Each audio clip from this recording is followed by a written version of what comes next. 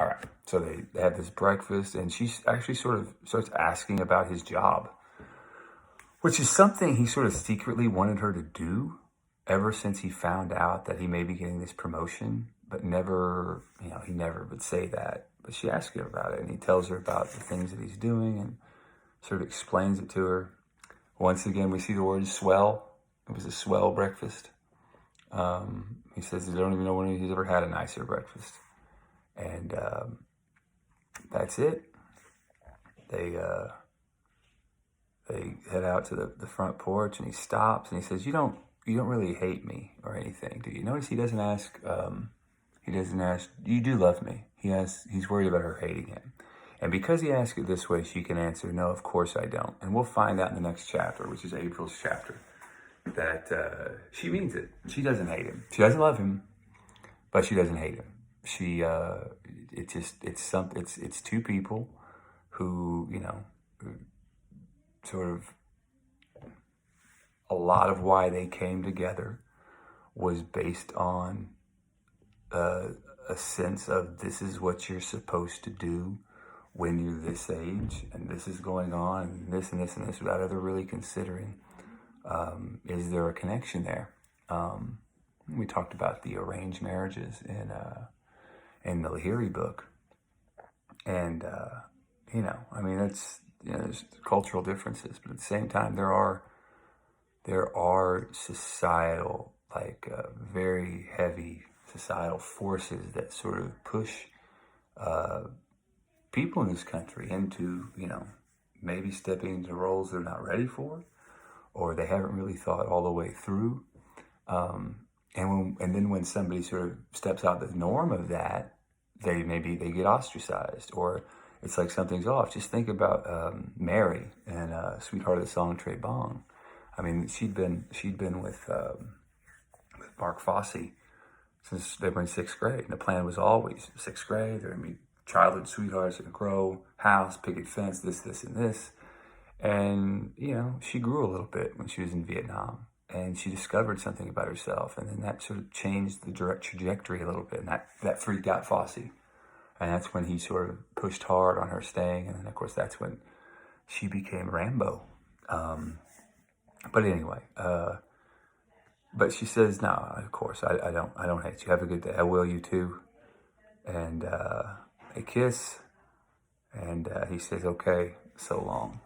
And he leaves. Which takes us to chapter 7, 8, and 9. 9 is really the sort of the coda to the book, I guess. I mean, 7 and 8 is where the stuff happens. But 9 shows us Frank. But really the way In the Field showed us Jimmy Cross being the changed person. This is Frank, just totally different. Note that chapter 7, I'm gonna save it. I'm gonna let you digest this sort of mishmash of a lecture I threw together. And then also give you some things to talk about before we talk about 7, 8, and 9, before I lecture about 7, 8, and 9 in a discussion. But a few things just to note off the bat in 7, because 7 is the most important chapter of the book. It's April's chapter. April gets her flashback. We actually get to see her childhood a little bit. We go through the stages of how she sort of arrives at this moment of truth for her. And finally, that door shuts at the end of chapter 7. I think that's so powerful that she finally has this autonomy, and it's a moment she has to do this thing alone. I think it's a moment that has doomed the book to never being as beloved as it should be. And we'll talk about that a little bit with my next lecture. But like I said, I mean, Gatsby's a tragic book. Beyond tragic. I mean, there's spoiler alert. There's murder. There's suicide. There's a horrible car accident, and yet, I mean, like I said, I think I said this in class. People still throw like Gatsby parties and stuff, and I don't know. I think there's certainly a connection between the fact that that's sort of like that's the type of violence and ugliness that sometimes we often romanticize, because it's associated with sort of masculine characters. And with what happens with April, I think it's easier for people to sort of wag a moral finger.